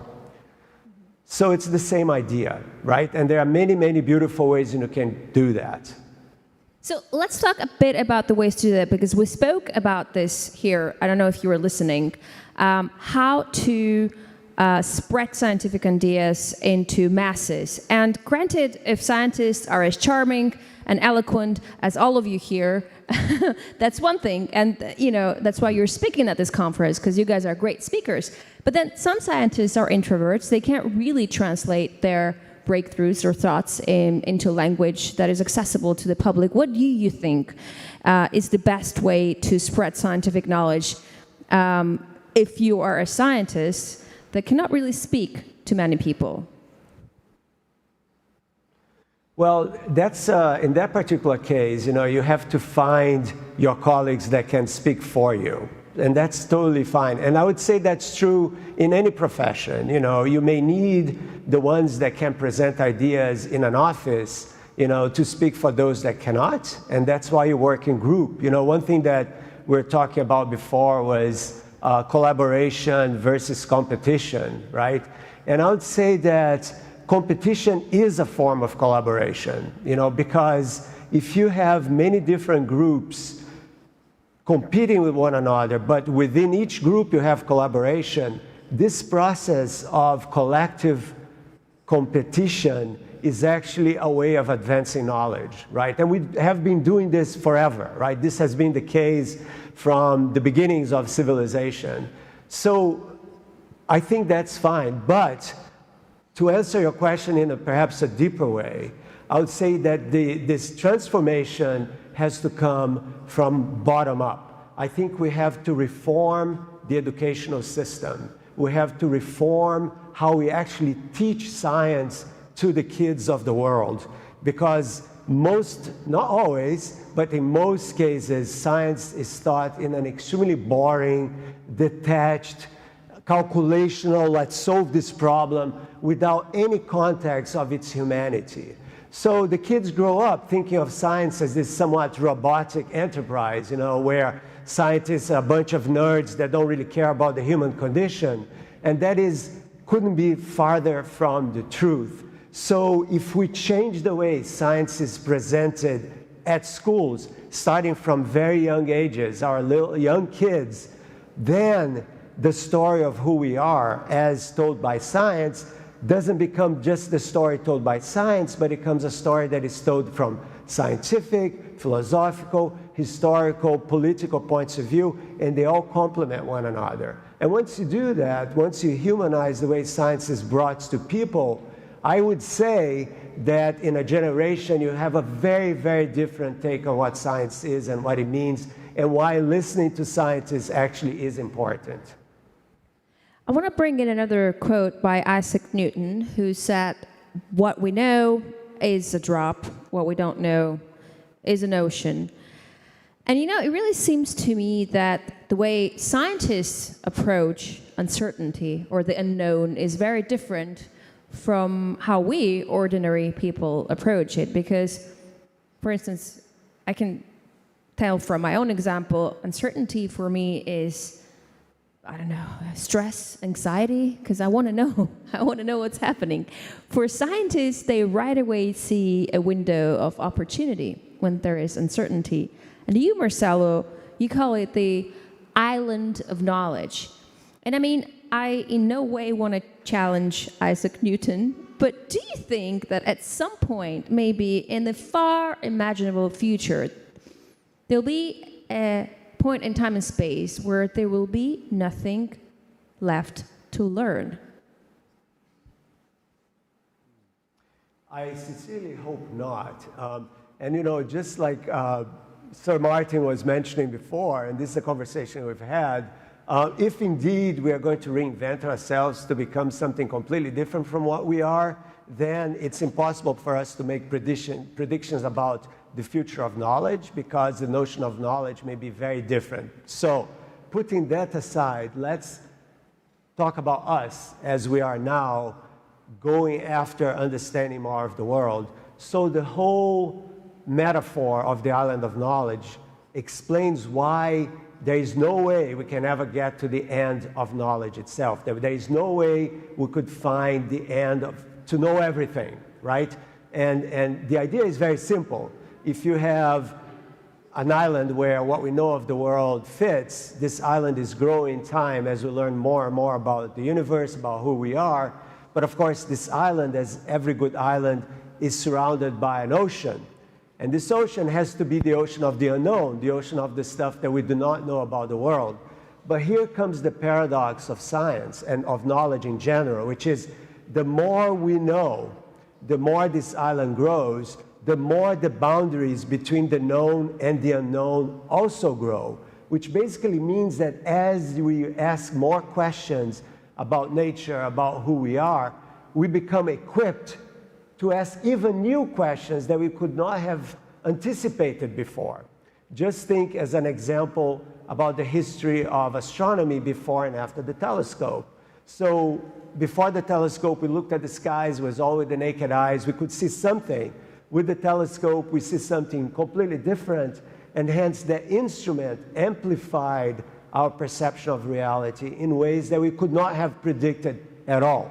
And hence the universe for us became a very different thing than it was before because of the instrument. So as long as we have funding to keep building new instruments that are going to amplify our view of reality, there will be new questions that we could not have anticipated. They are going to need answers. And to me, that's wonderful. So you're worried about uncertainty, but you know, uncertainty is the driver of creativity, is the driver of change. It's exactly because we don't know that we have this need to know more, that we are creative species, right? So we should be celebrating the fact that we don't know and not just celebrating what we do know. Marcelo, thank you very much. Very reassuring words. Marcus, you want to add something to that? Well, I think it would be very anti-Copernican if actually we could know everything about the universe. I mean, the universe has not been set up as an exercise in the philosophy of science. So I think it'd be incredibly unusual if our species was somehow in a position where we could know anything.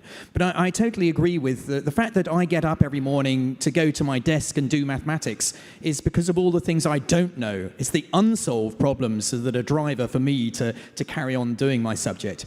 The thing which is kind of interesting is, can we identify already questions that by their very nature will always remain unknowable? You know, it's kind of the known knowns, the known unknowns. And so, you know, something like consciousness, for example, a lot of philosophers will say, well, that by its nature is something that we will never be able to understand whether anybody out here, you know, Descartes said, the only thing I'm sure of is my own consciousness. I think, therefore I am. But how do I know whether you're conscious? I presume you are because we're built fairly similarly, but you know, the issue will become very important when AI becomes so developed we think it might be evolved in there. The fact that we're in this kind of closed system, it's a bit similar. Are there other universes? Well, because we're stuck in our universe, how could we necessarily ever know that? So I think the issue of trying to identify questions in science that may always be unanswerable is quite an intriguing one. Thank you. Do you want to add something, Ruslan? Can I comment on that? Sophie? Who is this? Кто это? Yes, Marcelo, of course. Go ahead. Yeah. So Marcus, right on. So in this metaphor of the island of knowledge and the ocean of the unknown, I put in this ocean of the unknown some regions of unknowables, right? And one of them, I played with the idea of consciousness, as you mentioned, but there are some very concrete unknowables, you know, scientific questions that you can ask that we cannot answer, at least not with the kind of science we know now. A very simple one is the fact that everything that we know about the universe depends on the finiteness of the speed of light.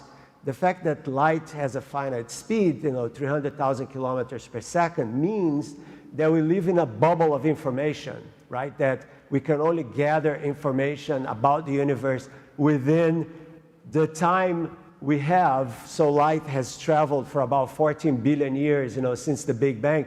Anything beyond that bubble is in principle unknowable to us simply because we cannot gather information from the outside. So in a sense, we are very much like a fish in a bowl. And I have a bunch of other examples, but I just wanted to give you one, and there are others, you know, for example, related to the origin of life and a few other questions that bring this to the fore, you know, that yes, there are unknowable questions, and the question is, what do you do with the fact that there are unknowable questions in science?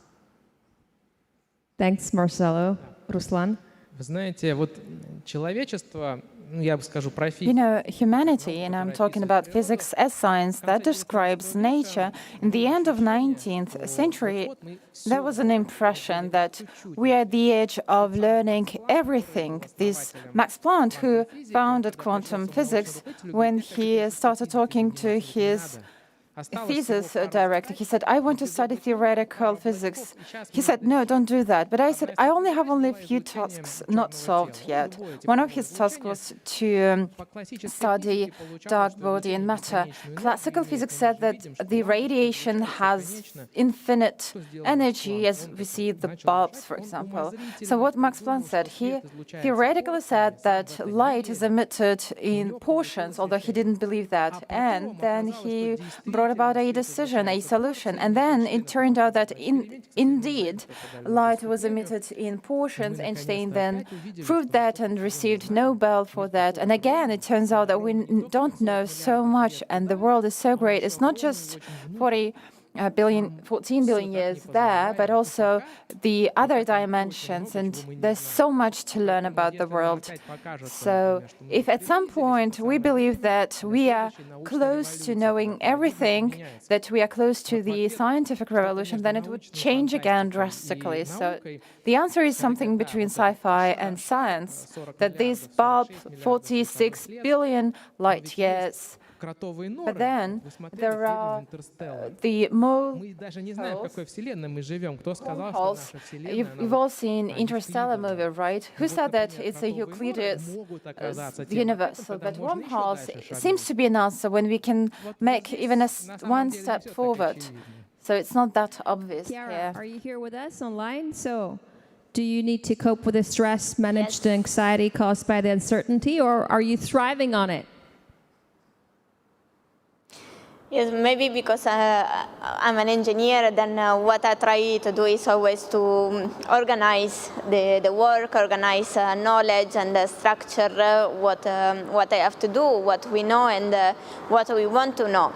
And connecting to the question, maybe as a space engineer, imagining that we already know everything, it's quite difficult to imagine. I mean, we talk about the universe and we don't know what are the borders, we don't know where it ends.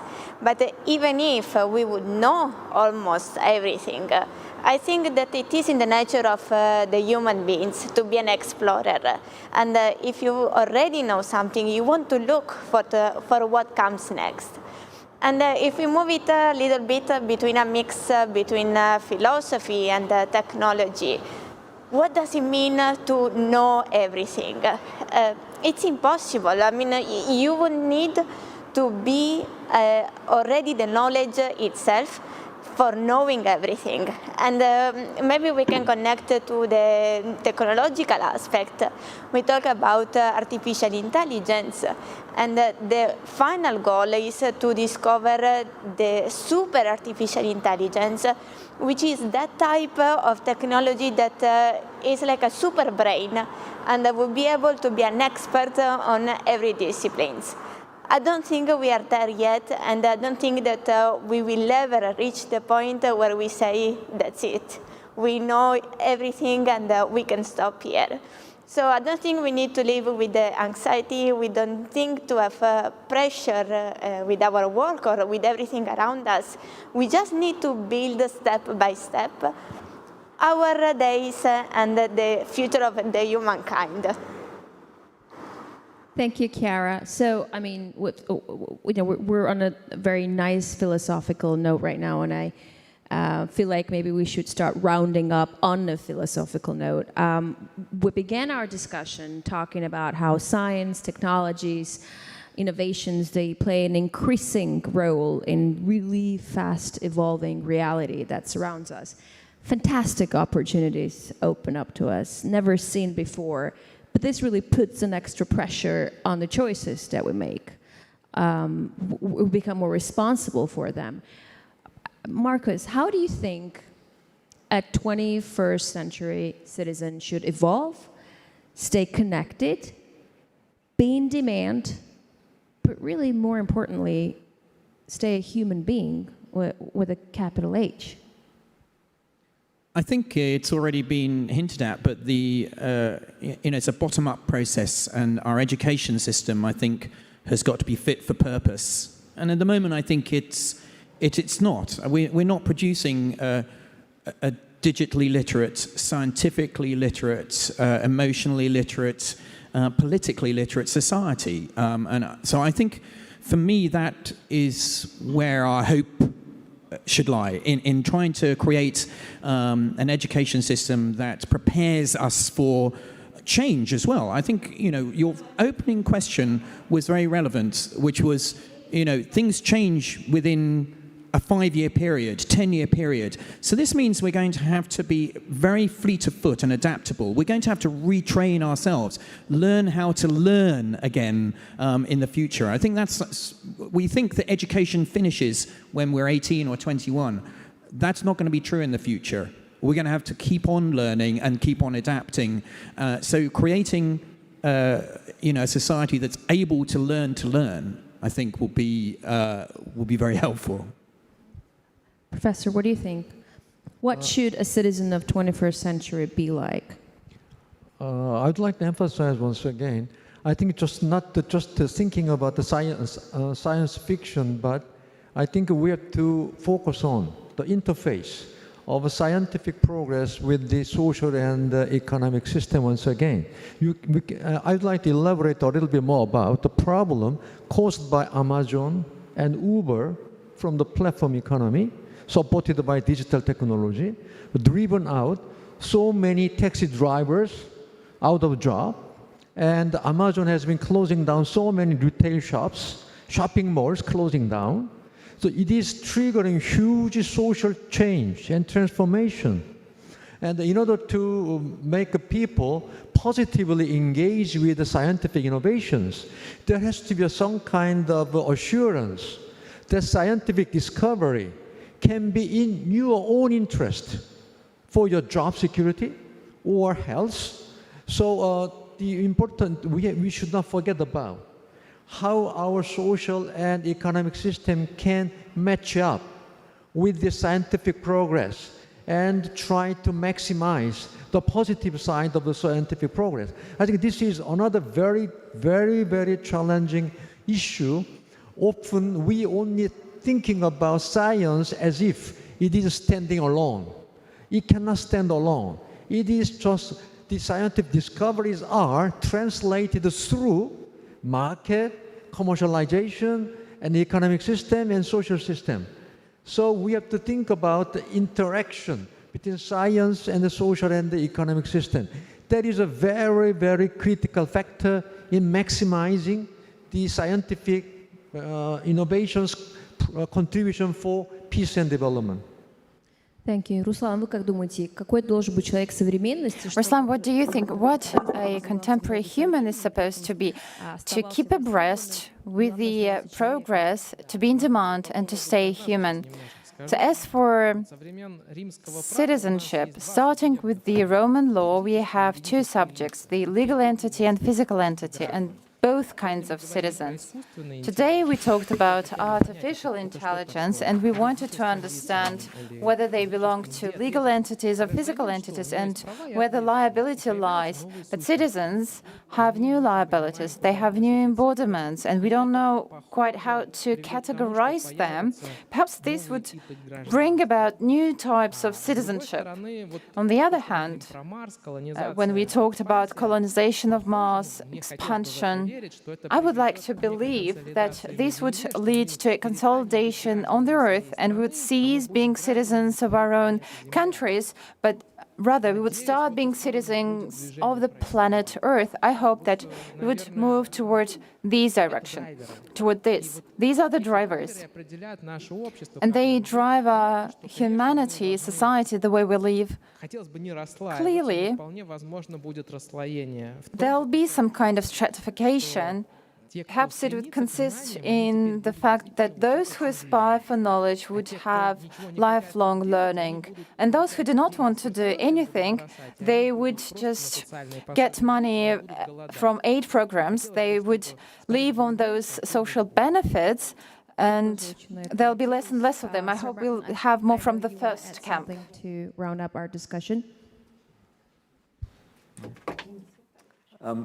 Thank you very much. I think we are living in a very interconnected world, interconnected by manufacturing, by internet, by travel, etc., and by the spread of pandemics. And so we've got to realize that no one is going to be safe unless everyone is safe, and we can't tolerate the huge inequalities which now exist in the world. You've got to make sure that the global north and the global south don't diverge. And what is saddening is that although science offers greater and greater opportunities to make a world better for everyone, the gap between the way the world could be and the way the world actually is widening and not narrowing. And that's something we've got to do something about, to make sure that the global south, which is vulnerable, doesn't get left behind. And we've got to use science to produce a better world for everyone, not just the global north. Thanks a lot, Professor. Would anyone else from our speakers online would like to add something to round up our discussion? All right, so I guess I'll go ahead and round this all up. You know, listening to all of you, talking to all of you, once again, I'm convinced that the watchword of our reality today is awareness. And I feel like this pandemic, more than ever before, has proved this. And just like in quantum physics, it has shown us that we are all interconnected, all of us. And something that one person does, one person's actions can have far-reaching consequences for the entire world. Talking about being citizen of the world and not one country. You know, I will emphasize once again that, in my humble opinion, scientists today march in vanguard of progress, and more than ever before, they determine the future of humanity. They do. And this applies obviously not only to the pandemic, but to all the pressing issues: climate change, inequality, potential malicious use of artificial intelligence or other great breakthrough technologies. And yes, if you ask me, once again, when scientists come up with their invention and add manuals on how to use their inventions, they should always include a set of ethics rules with them, along with the manual. But you know what? This is a realization that I stand firm on, that the times where you can sort of put the blame on someone else for anything that happens, be it scientists or leaders, politicians, governments, has really clearly also come to an end. I mean, to me, a true citizen, a global citizen, a person of the 21st century is someone who understands the responsibility of the choices he makes. And his choices are conscious, not made by default. And he understands that the future of humanity also lies upon his choices, choices that all of us make. Because only like this we can save our world and our planet. And thank you so much for this great discussion. I hope you enjoyed it. Thanks a lot. Ну что,